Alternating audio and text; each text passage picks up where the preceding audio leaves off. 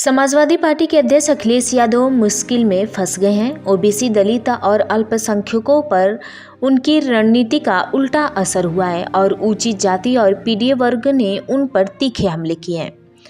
हाल ही के राज्यसभा चुनाव में क्रॉस वोटिंग करने वाले सपा के 7 विधायकों में से 5 ऊंची जाति के थे। उनमें से 3 ब्राह्मण व 2 ठाकुर थे।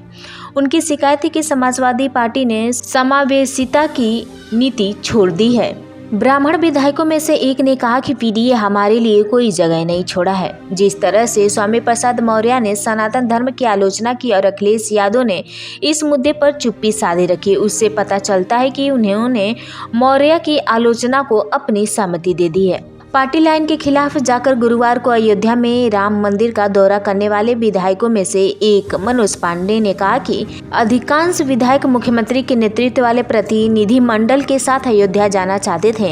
हमें लगा कि मंदिर का दौरा पार्टी लाइन से ऊपर होना चाहिए, लेकिन हमारे नेताओं ने न जाने का फैसला किया और हमें इनका पालन करना पड़ा। ऊंची जाति के विधायकों के साथ ही ओबीसी नेता भी पीडीए के फार्मूले पर सवाल उठा रहे हैं। पार्टी विधायक पल्लवी पाटिल ने राज्यसभा के लिए उम्मीदवारों के चयन की आलोचना की और कहा, जया बच्चन और आलोक रंजन जैसे उम्मीदवारों के चयन में पीडीए कहाँ है। बाद में वह मान गई, लेकिन उन्होंने अपना वोट दलित रामजी लाल सुमन को दिया। स्वामी प्रसाद मौर्य ने सपा छोड़ने के बाद भी कहा कि सपा सही मायनों में पीडीए का पालन नहीं कर रही है। अखिलेश यादव रास्ते से भटक गए हैं। सपा के पूर्व सहयोगी सुभाषपा के अध्यक्ष ओम प्रकाश राजभर बार बार अखिलेश की आलोचना करते रहते हैं और उन पर पीडीए के फार्मूले को महज नारे के रूप में इस्तेमाल करने का आरोप लगा रहे हैं।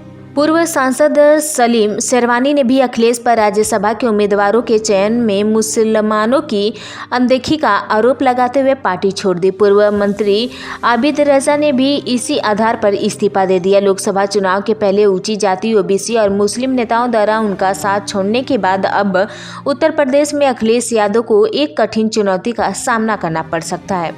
एक तरफ उन्होंने पार्टी की एकता को बनाए रखने के लिए, दूसरी तरफ उनकी राजनीति के प्रति अपने मतदाताओं के विश्वास को बनाए रखने के लिए कार्य करने की जरूरत है। इसके लिए राजनीतिक कौशल की आवश्यकता पड़ सकती है।